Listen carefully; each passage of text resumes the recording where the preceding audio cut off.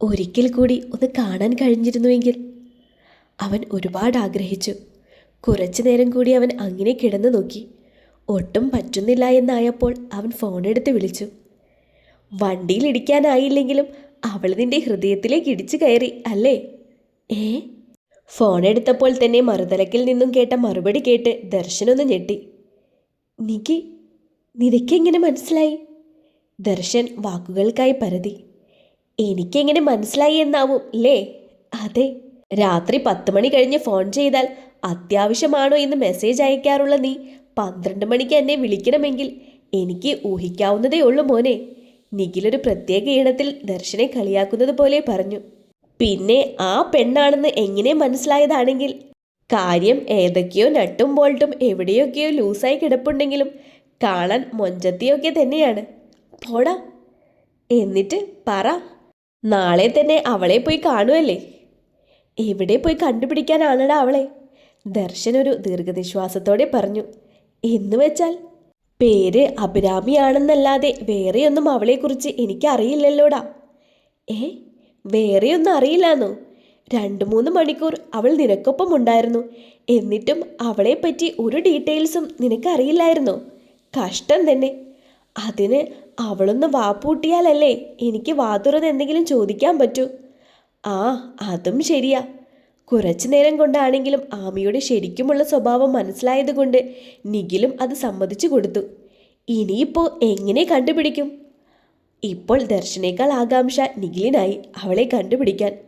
അതാ ഇപ്പോൾ ഞാനും ആലോചിക്കുന്നത്. പക്ഷേ എനിക്ക് അവളെ കാണണം, കണ്ടേ പറ്റൂ നിഖിൽ ഒരു നിമിഷം ആലോചിച്ചു നിന്നു. ആ എടാ, ഒരു വഴിയുണ്ട്. എന്താ? നീ ഇന്ന് അവളെയും കൊണ്ടുപോയ ഹോസ്പിറ്റലില്ലേ? അവിടെ അവൾ ഡീറ്റെയിൽസ് കൊടുത്തിട്ടുണ്ടാവില്ലേ? നമുക്കൊന്ന് അന്വേഷിച്ചു നോക്കാം. അത് നടക്കില്ലടാ. അതെന്താ? അവളുടെ പേരൊഴികെ ബാക്കി അവിടെ കൊടുത്ത എല്ലാ ഡീറ്റെയിൽസും എൻ്റേതാണ്. നശിപ്പിച്ചു. അല്ലടാ, എന്നാ പിന്നെ ഒരു കാര്യം ചെയ്താലോ? ഇന്ന് നമ്മൾ അവളെ കണ്ട ഇടമില്ലേ? അവിടെ അവൾ എന്തോ പഠനത്തിൻ്റെ ആവശ്യത്തിനുള്ള പേപ്പേഴ്സ് എടുക്കാൻ വന്നതാണെന്നല്ലേ പറഞ്ഞത്? അന്വേഷിച്ചാലോ? ആ വഴിയൊക്കെ ഇന്ന് വൈകുന്നേരം തന്നെ അടഞ്ഞതാ. എന്ന് വെച്ചാ? ഞാനിന്ന് വൈകുന്നേരം അവിടെ പോയി അന്വേഷിച്ചിരുന്നു.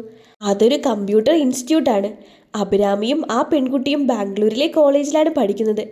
ആ കമ്പ്യൂട്ടർ ഇൻസ്റ്റിറ്റ്യൂട്ടിലാണ് അവരുടെ സ്റ്റഡി മെറ്റീരിയൽസ് വരുന്നത്. അത് കളക്ട് ചെയ്യാനാണ് അവർ 2 പേരും അവിടെ വന്നത്. അവർക്ക് അവരെപ്പറ്റി വേറെ ഡീറ്റെയിൽസ് ഒന്നും അറിയില്ലെന്ന് പറഞ്ഞു. ഷെടാ, അപ്പം എല്ലാ വഴിയും അടഞ്ഞോ? സാരല്ല, കാണാനുള്ള യോഗമുണ്ടെങ്കിൽ ഞങ്ങൾ എന്തായാലും കണ്ടുമുട്ടും. അല്ല, നീ വീട്ടിൽ പറഞ്ഞോ കാര്യങ്ങൾ? അത് പറയാതിരിക്കോ? എന്ന് വെച്ചാ നിനക്ക് ഇഷ്ടമായെന്നും പറഞ്ഞു? അതൊന്നും പറഞ്ഞിട്ടില്ല. ഇന്നുണ്ടായ സംഭവങ്ങളൊക്കെ ഞാനൊന്ന് സൂചിപ്പിച്ചു. പിന്നെ എൻ്റെ സംസാരത്തിൽ നിന്ന് ദേവിക്ക് എന്തോ ഒരു സംശയം തോന്നിയിട്ടുണ്ടെന്ന് തോന്നുന്നു. എന്തായാലും നിന്നോട് തുറന്ന് സംസാരിച്ചപ്പോൾ മനസ്സിനൊരു സമാധാനം. എന്നാലും ഒറ്റ ദിവസം കൊണ്ടൊക്കെ ഒരാളോട് ഇഷ്ടമൊക്കെ തോന്നൂടാ. ആ, ഒരു ദിവസമൊക്കെ എന്തിനാടാ? വെറും നിമിഷങ്ങൾ പോരെ അതിനൊക്കെ. എനിക്ക് ചേരോടാ അവള്. ദർശനൊരു ചമ്മലോടെ തിരക്കി. ഒരു 5 പൈസ എവിടെയോ തെറിച്ചു പോയിട്ടുണ്ട് എന്നതൊഴിച്ചാൽ പെണ്ണും ഇടുക്കിയാണ്. നിഖിൽ പറയുന്നത് കേട്ട് ദർശൻ ചിരിച്ചുപോയി. അവരുടെ സംസാരം പിന്നെയും നീണ്ടുപോയി. രാവിലെ സ്വാതിയുടെ അമ്മയ്ക്കൊപ്പം അടുക്കളയിൽ സഹായിക്കുകയായിരുന്നു കാർത്തു. വേണ്ട എന്ന് സുനി ഒരുപാട് പറഞ്ഞിട്ടും അവൾ കൂടെ തന്നെ നിന്നു. മതി മോളെ, ഇനിയുള്ളതൊക്കെ ആൻറ്റി ചെയ്തോളാം. മോൾക്ക് കോളേജിൽ പോകണ്ടേ? പോയി ഒരുങ്ങിക്കോ. പിന്നെയും അവൾ മടിച്ചു നിന്നെങ്കിലും സുനി അവളെ നിർബന്ധിച്ച് പറഞ്ഞു വിട്ടു. കാർത്തു ഒരുങ്ങി വന്നപ്പോഴാണ് ഓഫീസിൽ പോകാനായി നിൽക്കുന്ന ഉണ്ണിയെ കണ്ടത്. ആ, മോള് റെഡിയായോ? അവളൊന്ന് ചിരിച്ചു. അങ്കിൾ കൊണ്ടുവിടണോ? അതോ സ്വാതിയുടെ കൂടെ പൊയ്ക്കോളൂ? ഞാൻ ബസ്സിന് പൊയ്ക്കോളാം. എനിക്കൊന്ന് ഹോസ്പിറ്റലിൽ കൂടി കയറിയാൽ കൊള്ളാമെന്നുണ്ട്. ഹോസ്പിറ്റലിൽ മോള് വൈകിട്ട് വന്നിട്ട് നമുക്ക് ഒരുമിച്ച് പോയാൽ പോരെ? അയ്യോ, അങ്കിള് ബുദ്ധിമുട്ടണ്ട. എന്ത് ബുദ്ധിമുട്ട്? എനിക്ക് അച്ഛനെ കണ്ടാൽ കൊള്ളാമെന്നുണ്ട്. ഞാൻ ഓഫീസിൽ നിന്ന് വന്നിട്ട് നമുക്കൊന്നിച്ചു പോയി കാണാം. എന്താ, അതുപോരെ? എന്താ മോളെ, എന്തെങ്കിലും ചോദിക്കാനുണ്ടോ? കാർത്തു പിന്നെയും അവിടെ നിൽക്കുന്നത് കണ്ട് അയാൾ ചോദിച്ചു. അത് പിന്നെ ഞാൻ ഇന്ന് വീട്ടിലേക്ക് പോയാലോന്നാ. അതിന് അച്ഛനെ ഇന്ന് ഡിസ്ചാർജ് ചെയ്യില്ലല്ലോ മോളെ. അത് കുഴപ്പമില്ല, ഞാൻ അവിടെ നിന്നോളാം. അതെന്താ, മോൾക്ക് എന്തെങ്കിലും ബുദ്ധിമുട്ടുണ്ടോ ഇവിടെ? അയ്യോ അതല്ല, നിങ്ങൾക്കൊരു ബുദ്ധിമുട്ടാവണ്ടല്ലോ എന്ന് വെച്ചാ ഞങ്ങൾക്ക് എന്ത് ബുദ്ധിമുട്ടാ മോളെ. ആമിമോളും ഇടയ്ക്ക് 1-2 ദിവസമൊക്കെ ഇവിടെ വന്ന് നിൽക്കാറുണ്ട്. മോളും ഞങ്ങൾക്ക് ആമിമോളെ പോലെ തന്നെയാണ്. മാത്രമല്ല, മോള് വീട്ടിൽ ഒറ്റയ്ക്ക് പോയി നിൽക്കാന്നൊക്കെ അറിഞ്ഞാ അച്ഛനും സങ്കടാവില്ലേ? എന്തിനാ വയ്യാത്ത അച്ഛനെ വിഷമിപ്പിക്കുന്നത്? വേറെ ബുദ്ധിമുട്ടൊന്നുമില്ലെങ്കിൽ ഇവിടെ തന്നെ അഡ്ജസ്റ്റ് ചെയ്തൂടെ? എന്നാ പിന്നെ നല്ല കുട്ടിയായിട്ട് കോളേജിൽ പോകാൻ നോക്ക്. ലാസ്റ്റ് ഇയർ അല്ലേ ഇത്? അതെ. ദർശ, നിന്നെ ഇന്നലെ ശരത്തങ്കള് ചൈതന്യ ഹോസ്പിറ്റലിൽ വെച്ച് കണ്ടെന്ന് പറഞ്ഞല്ലോ. രാവിലെ എല്ലാവരും ഒരുമിച്ചിരുന്ന് ബ്രേക്ക്ഫാസ്റ്റ് കഴിക്കുമ്പോൾ ദാസൻ ദർശനോട് ചോദിച്ചു. അത് ഞാൻ പറഞ്ഞില്ലേ അച്ഛാ, ആ കൊച്ചിനെയും കൊണ്ടൊന്ന് ഹോസ്പിറ്റലിൽ പോയെന്ന്. മുറിവുകൾ കണ്ടപ്പോൾ. ഓ, ഞാൻ അതങ്ങ് മറന്നു. അയാൾ ചോദിച്ചപ്പോൾ ഞാനും വിചാരിച്ചു എന്താണെന്ന്. ആ, നികിയേട്ടൻ വന്നല്ലോ. ദേവി പറഞ്ഞപ്പോൾ ദർശനും അകത്തേക്ക് നടന്നു വരുന്ന നിഖിലിനെ നോക്കി. എന്നാ പിന്നെ നിങ്ങൾ രണ്ടുപേരും കൂടി ഒരുമിച്ച് വാ, ഞാൻ ഓഫീസിലേക്ക് പോട്ടെ. ഇല്ല, ഞാൻ ജസ്റ്റ് ഇവനെ ഒന്ന് കാണാൻ വേണ്ടി വന്നതാ. ഞാൻ സൈറ്റിലേക്ക് പോവാണ്. നിഖിൽ പറഞ്ഞപ്പോൾ ദർശൻ അവനെ സംശയത്തോടെ നോക്കി. അവിടുന്ന് അടുത്തല്ലേ, നിനക്ക് ഓഫീസിൽ കയറിയിട്ട് പോയാൽ പോരെ? ഇല്ല അങ്കിളെ, എനിക്ക് പോകുന്ന വഴിക്ക് വല്യമ്മച്ചിയുടെ അവിടെയൊന്ന് കയറണം. ദർശൻ അപ്പോഴും അവനെ സംശയത്തോടെ നോക്കി. എന്നാ പിന്നെ നമുക്കൊന്നിച്ചിറങ്ങാൻ ദർശ. അല്ലേ? ഇല്ല, അച്ഛൻ ഇപ്പോൾ തന്നെ പോയിക്കോ, ഞാൻ ഇവൻ്റെ കൂടെ വന്നോളാം. എടാ, എനിക്ക് വല്യമ്മച്ചിയെ കാണാനല്ലേ. ഞാനും കുറേ നാളായി വല്യമ്മച്ചിയെ കണ്ടിട്ട്. നമുക്കൊന്നിച്ചു പോയി കണ്ടിട്ട് വരാം. എന്തോ തീരുമാനിച്ചുറപ്പിച്ച പോലെ ദർശൻ പറഞ്ഞു. അത് എന്നാൽ പിന്നെ അങ്ങനെ ആവട്ടെ, ഞാൻ ഇറങ്ങാണേ. നിഖിൽ എന്തോ പറയാൻ വന്നപ്പോഴേക്കും ദാസൻ കയറി പറഞ്ഞു. വാ, നമുക്കൊന്നിച്ച് വല്യമ്മച്ചിയെ പോയി കാണാം. നിഖിലിനെ ആക്കുന്നത് പോലെ ഒരു പ്രത്യേക താളത്തിൽ ദർശൻ പറഞ്ഞു. എടാ, നമുക്ക് പിന്നൊരു ദിവസം ഒന്നിച്ചു പോയി കാണാം. ഇപ്പോൾ നിനക്ക് ഓഫീസിൽ പണിയുണ്ടാവില്ലേ? നിഖിൽ തലചൊറിഞ്ഞുകൊണ്ട് പറഞ്ഞു. ദർശൻ താൻ മനസ്സിൽ ഊഹിച്ച കാര്യം സത്യമാണെന്ന പോലെ തലയൊന്നാട്ടി മൂളി. ഏയ്, എനിക്ക് ഓഫീസിൽ പ്രത്യേകിച്ച് ഒരു പണിയുമില്ല. നമുക്ക് ഒന്നിച്ചു പോയി കാണാം.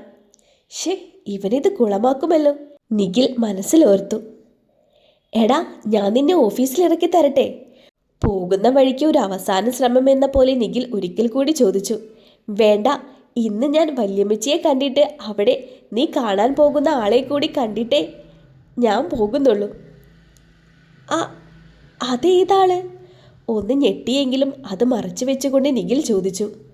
എടാ മോനെ, നിന്നെ ഞാൻ ഇന്നും ഇന്നലെയോ കാണാൻ തുടങ്ങിയതല്ലല്ലോ. കുറച്ച് നാളായി ഞാൻ ശ്രദ്ധിക്കുന്നു വല്യമ്മച്ചിയോടുള്ള നിന്റെ ഈ പ്രത്യേക സ്നേഹം. കാര്യമൊക്കെ ഞാൻ ഏതാണ്ട് ഊഹിച്ചു. ആദ്യം നീ എനിക്ക് അവിടെ കൊണ്ടുപോയി ആളെ ഒന്ന് കാണിച്ചതാ. പോടാ. ആട്ടെ, എന്താ അവളുടെ പേര്? കാർത്തിക. അപ്പോ മറ്റേ കൊച്ചല്ലേ? മറ്റേ കൊച്ചോ? ഏത് മറ്റേ കൊച്ച്? അല്ല, ഞാൻ കരുതി നിന്റെ വല്യമ്മച്ചിയെ നോക്കാൻ നിൽക്കുന്ന കുട്ടിയച്ചായൻ്റെ മോളിലെ സോഫി കൊച്ച്, അവളായിരിക്കുമെന്ന്. പാ, അലവലാതി. എടാ, ഞാൻ അങ്ങനെയാ ഉദ്ദേശിച്ചത്. എടാ, നിനക്ക് നിന്റെ കല്ലുവിനെ പോലെയാണ് എനിക്ക് ആ കൊച്ചും. ഓ, ഒരബദ്ധമൊക്കെ ഏത് പോലീസുകാരനും പറ്റും. നീ വല്യമ്മച്ചിയുടെ വീട്ടിൽ പോണത് കൊണ്ടല്ലേ ഞാൻ ആ കൊച്ചിനെ സംശയിച്ചത്. അല്ല, അപ്പോൾ ഈ കാർത്തിക ആരാണ്? നിഖിലൊന്ന് ചിരിച്ചു. വല്യമ്മച്ചിയുടെ വീടിൻ്റെ അപ്പുറത്ത് പുതിയതായി താമസിക്കാൻ വന്ന കുട്ടിയാ. പേര് കാർത്തിക. ഈ കാർത്തിക എന്ന് പറയുമ്പോൾ ഹിന്ദു? ദർശൻ നിഖിലിൻ്റെ മുഖം വ്യക്തമാകാനായി ഒന്ന് മുന്നിലേക്ക് ആഞ്ഞു ചോദിച്ചു. അതെ. പ്രശ്നമാവോടാ? ഞാൻ അച്ഛനോടൊന്ന് സൂചിപ്പിച്ചിട്ടുണ്ട്. ആൾക്ക് പ്രശ്നമൊന്നുമില്ല. സീരിയസ് ആണെങ്കിൽ അമ്മച്ചിയെ കൊണ്ടും വല്യമ്മച്ചിയെ കൊണ്ടും അപ്പച്ചൻ സമ്മതിപ്പിച്ചോളും എന്നാ പറഞ്ഞത്. പെട്ടെന്ന് ദർശൻ്റെ മുഖം ആകെ മാറി. നീ വണ്ടി തിരിച്ചേ, എനിക്ക് ആരെയും കാണണ്ട. എന്താടാ, എന്താ പ്രശ്നം? എന്ത് പറ്റി നിനക്ക്? എടാ, എനിക്കൊരു പെണ്ണിനോട് ഇഷ്ടം തോന്നിയപ്പോൾ അത് തോന്നിയ നിമിഷത്തിൽ ആ പെണ്ണിനോട് പോലും പറയുന്നതിന് മുൻപായി ഞാൻ നിന്നോടാണത് പറഞ്ഞത്. എന്നിട്ട് നീ നിന്റെ അപ്പച്ചനോട് വരെ പറഞ്ഞു കഴിഞ്ഞു. എന്നിട്ടും എന്നോട് പറഞ്ഞിട്ടില്ല അല്ലേ? കൊച്ചുകുട്ടികളെ പോലെ മുഖമൊക്കെ കയറ്റി പിടിച്ചു നിന്നാണ് അവൻ പറയുന്നത്. നിഖിലിനത് കണ്ട് ചിരി വരുന്നുണ്ടായിരുന്നു. എടാ, ഞാനതിന് അപ്പച്ചനോട് മാത്രമേ സൂചിപ്പിച്ചിട്ടുള്ളൂ. ആ പെൺകൊച്ചിന് പോലും ഈ കാര്യത്തെപ്പറ്റി അറിയില്ല. അതെന്താ? ഞാൻ പറഞ്ഞിട്ടില്ല. ബെസ്റ്റ്. ഇനി കുറച്ചു നേരത്തേക്ക് ഒന്നും മിണ്ടാതെ നിൽക്ക്. വല്യമ്മച്ചി അറിയാലോ, മണത്ത് നോക്കി കാര്യം കണ്ടുപിടിക്കും ആള്. ദർശനൊന്ന് ചിരിച്ചു. വല്യമ്മച്ചി, ഞങ്ങൾക്ക് ഓഫീസിലേക്ക് പോകാനുണ്ട്. ഞങ്ങളെന്നാ പതുക്കെ. ദർശനുമായി വിശേഷങ്ങൾ പങ്കുവയ്ക്കുകയായിരുന്നു നിഖിലിൻ്റെ വല്യമ്മച്ചി. സംസാരിക്കാൻ ഒരാളെ കിട്ടിയപ്പോൾ പിന്നെ ആളെ വിടുന്ന മട്ടില്ല. അപ്പോഴാണ് നിഖിൽ കയറി ഇടപെട്ടത്. എന്നാ പിന്നെ മക്കൾ ഇറങ്ങിക്കോ, എന്നോട് സംസാരിച്ച സമയം കളയണ്ട, ഇടയ്ക്കൊക്കെ ഇതുവഴി വരണം. അന്നത്തെ വീഴ്ചയിൽ പിന്നെ അത്യാവശ്യത്തിനല്ലാതെ മുറിവിട്ട് പുറത്തേക്ക് ഇറങ്ങാറില്ല. അതുകൊണ്ട് തന്നെ ആരെങ്കിലും കാണാൻ വരുന്നതൊക്കെ ഒരു സന്തോഷമാണ്. ദാസിനോട് പറ ഒന്ന് വരാൻ. കുറേ നാളായി അവൻ ഈ വഴിക്കൊക്കെ വന്നിട്ട്. അതെങ്ങനെയാ, ഇവൻ്റെ അപ്പൻ പോലും നേരെ ചൊവ്വേ വരാറില്ലല്ലോ. അമ്മയും അച്ഛനും ദേവിയും കൂടി ഒരു ദിവസം വരാനിരിക്കുക. എന്നാ വാടാ. നിഖിൽ ധൃതി കൂട്ടി. കുട്ടിയച്ച, ഞങ്ങൾ അതിനു വരെ ഒന്ന് പോയേച്ചു വരാം. പുറത്തേക്കിറങ്ങിയിട്ട് ദർശൻ്റെ തോളിലായി ഒന്ന് പിടിച്ച് അവനെ അപ്പുറത്തേക്ക് ഉന്തിക്കൊണ്ട് നിഖിൽ പറഞ്ഞു. ശരി കുഞ്ഞേ. ദേ, ആ കാണുന്നതാണ് കാർത്തികയും അച്ഛനും താമസിക്കുന്ന വീട്. നിഖിച്ചേട്ടായി കാർത്തികയാണോ നോക്കുന്നത്? വല്യമ്മച്ചിയെ നോക്കുന്ന കുട്ടിയച്ഛൻ്റെ മോള് സോഫിയ അങ്ങോട്ടേക്ക് വന്നുകൊണ്ട് ചോദിച്ചു. ഞങ്ങൾ ചുമ്മാ വിശേഷങ്ങളൊക്കെ പറയുന്ന കൂട്ടത്തിൽ ഉവ്വ് എനിക്ക് മനസ്സിലായി. എന്നാലേ ആളിവിടെയില്ല. അതെന്താ, കോളേജിൽ പോകാൻ സമയമായിട്ടില്ലല്ലോ? കാർത്തികയുടെ അച്ഛനെ ഹോസ്പിറ്റൽ അഡ്മിറ്റ് ആക്കിയേക്കാണ്. അവളുടെ അമ്മായി വന്ന് വിളിച്ചുകൊണ്ട് പോയി അവളെ. ആണോ? അവൻ്റെ മുഖം ആകെ വാടി അത് കേട്ടപ്പോൾ. അവരെ ഒന്നുകൂടി നോക്കിയിട്ട് സോഫി അവിടുന്ന് പോയി. പോട്ടേടാ, ഡിസ്ചാർജ് ആകുമ്പോൾ അവൾ ഇവിടേക്ക് തന്നെ വരില്ലേ? അപ്പോൾ നമുക്ക് വന്ന് കാണാം. എന്നാലും ഇവിടം വരെ വന്നിട്ട് ഒന്ന് കാണാൻ പറ്റാതെ ആയപ്പോൾ ഒരു വിഷമം. നിനക്കൊക്കെ അഹങ്കാരമാണ്. ഇവിടെ ബാക്കിയുള്ളവൻ ഒരുത്തിയെപ്പറ്റി എവിടെ അന്വേഷിച്ചു തുടങ്ങുമെന്നുള്ള ആലോചനയിലാണ്. എന്നിട്ട് നീയല്ലേ പറഞ്ഞത് കണ്ടുമുട്ടാനുള്ളവരാണെങ്കിൽ എവിടെയെങ്കിലും വെച്ച് കണ്ടുമുട്ടുമെന്നൊക്കെ? അത് പിന്നെ അന്നേരം ഞാൻ എന്നെ കൂടെ ഒന്ന് ആശ്വസിപ്പിക്കാൻ വേണ്ടി പറഞ്ഞതല്ലേ. പക്ഷേ ഇപ്പോൾ എന്താ? എനിക്ക് അവളെ ഒന്ന് കാണണമെടാ. അതെ, നമുക്ക് ഓഫീസിൽ പോയിട്ടിരുന്ന് ഗഹനമായി ചിന്തിക്കാം അതിനെപ്പറ്റി. അവൾ ഇവിടെ ഇല്ലാന്നറിഞ്ഞപ്പോഴല്ലേ നിനക്ക് ധൃതി? ഇല്ലായിരുന്നെങ്കിൽ ഇവിടുന്ന് നിന്നെ ഞാൻ വലിച്ചു കൊണ്ട് പോവേണ്ടി വന്നേനെ. ഓ പിന്നെ അങ്ങനെയൊന്നുമില്ല. എന്തായാലും വാ പോകാം, ഓഫീസിൽ ചെന്നിട്ട് നമുക്ക് ആലോചിക്കാം. ബ്രേക്ക് ടൈമിൽ ഫോൺ എടുത്ത് നോക്കിയപ്പോഴാണ് ദേവി അമ്പിയുടെ മെസ്സേജ് കാണുന്നത്. തിരക്കില്ലെങ്കിൽ വൈകുന്നേരം ഒന്ന് ലൈബ്രറിയിൽ വരണം. അതായിരുന്നു മെസ്സേജിൻ്റെ ഉള്ളടക്കം. ആരുടെ മെസ്സേജ് ആടി? നിത്യ അവൾക്കരികിൽ വന്നിരുന്നു കൊണ്ട് ചോദിച്ചു. അത് ലൈബ്രറിയിൽ നിന്നാ. ലൈബ്രറിയിൽ നിന്നോ? നിത്യ ഒന്നും മനസ്സിലാവാതെ ചോദിച്ചു. അത് പിന്നെ അവിടുത്തെ ചേട്ടനാണെന്നാ ഞാൻ ഉദ്ദേശിച്ചത്. ഓ, ആ ചേട്ടൻ നിനക്ക് മെസ്സേജൊക്കെ അയക്കാറുണ്ടോ? അങ്ങനെ അയക്കാറൊന്നുമില്ല. ഇതിപ്പോൾ ഒരു ബുക്ക്. ഞാൻ ആ ചേട്ടനോട് ചോദിച്ചിരുന്നു. അത് വന്നിട്ടുണ്ടെന്ന് പറഞ്ഞ് മെസ്സേജ് അയച്ചതാ ചേട്ടൻ. കള്ളം പറയുന്നതിൻ്റെ എല്ലാ വിഷമവും ദേവിക്കുണ്ടായിരുന്നു. ആണോ? എന്നാൽ നമുക്ക് ഒരു 5 മണിയാകുമ്പോൾ പോകാം. അയ്യോ, നീ വരണ്ട. അതെന്താ? നിത്യയ്ക്കാകെ അത്ഭുതമായി. സാധാരണ വരുമോ എന്ന് ചോദിച്ച് അവളാണ് പുറകെ നടക്കാറുള്ളത്. അത് കല്ലു പറഞ്ഞിരുന്നു അവളെയും കൊണ്ടൊന്ന് പുറത്തു പോകണമെന്ന്. പോകുന്ന വഴിക്ക് ഞാൻ ലൈബ്രറിയിൽ കയറി എടുത്തോളാം. എന്നാ പിന്നെ അങ്ങനെ നടക്കട്ടെ. നിന്റെ കൂടെ പോകുമ്പോൾ ആ കോഫി ഷോപ്പിൽ കയറി ഒരു കോൾഡ് കോഫി കുടിക്കാമെന്ന് കരുതിയതാ. കഴിഞ്ഞ ആഴ്ച ഏട്ടൻ്റെ കൂടെ പോയിരുന്നു. അടിപൊളിയാടി. നീ കുടിച്ചിട്ടുണ്ടോ? പെട്ടെന്ന് ദേവിയുടെ മനസ്സിലേക്ക് ഓടി വന്നത് അന്ന് അമ്പിയുമായി അവിടെ ഇരുന്ന രംഗങ്ങളാണ്. അന്നവൻ തന്നോടുള്ള പ്രണയം തുറന്നു പറഞ്ഞ നിമിഷങ്ങൾ ഓർത്തപ്പോൾ അവളുടെ മുഖം നാണത്താൽ ചുവന്നു. അയ്യേ, കോഫി കുടിച്ചിട്ടുണ്ടോ എന്ന് ചോദിച്ചതിന് നീ എന്തിനാ ഇത്ര നാണിക്കുന്നത്? ഞാൻ നാണിച്ചൊന്നുമില്ല. ദേവി പെട്ടെന്ന് മുഖത്തെ ഭാവം മാറ്റി. ഞാൻ എങ്ങനെയാ അവിടുത്തെ കോഫി ഷോപ്പിലൊക്കെ പോകുന്നത്? നമ്മൾ ഒന്നിച്ചല്ലേ ലൈബ്രറിയിൽ പോകാറുള്ളത്. നീ നിന്റെ ചേട്ടൻ്റെ ഒപ്പം കയറാത്ത കടകളൊന്നും ഇല്ലല്ലോ, അതുകൊണ്ട് ചോദിച്ചതാ. എന്താണെങ്കിലും ഇനി നമ്മൾ പോകുമ്പോൾ നമുക്ക് അവിടെയൊന്ന് കയറാം. ശരി. അതെ മോളെ, മണിക്കൂർ ഒന്നായി നീ എന്നെയും കൊണ്ട് ഇവിടെ നിൽക്കാൻ തുടങ്ങിയിട്ട്. അറ്റ്ലീസ്റ്റ് കാര്യം എന്താണെന്ന് പറ. തലേ ദിവസം വന്ന കമ്പ്യൂട്ടർ ഇൻസ്റ്റിറ്റ്യൂട്ടിൽ സ്വാതിയുമായി വന്നതായിരുന്നു ആമി. ഇന്നലെ വണ്ടി ഇടിക്കാൻ പോയ ഭാഗത്തായി ഒരു അരികിൽ ചേർന്ന് നിൽക്കുകയാണ് രണ്ടാളും. ഇടയ്ക്കിടയ്ക്ക് അങ്ങോട്ടും ഇങ്ങോട്ടേക്കും പോകുന്ന വണ്ടികളിൽ ആമി എത്തി നോക്കുന്നുണ്ട്.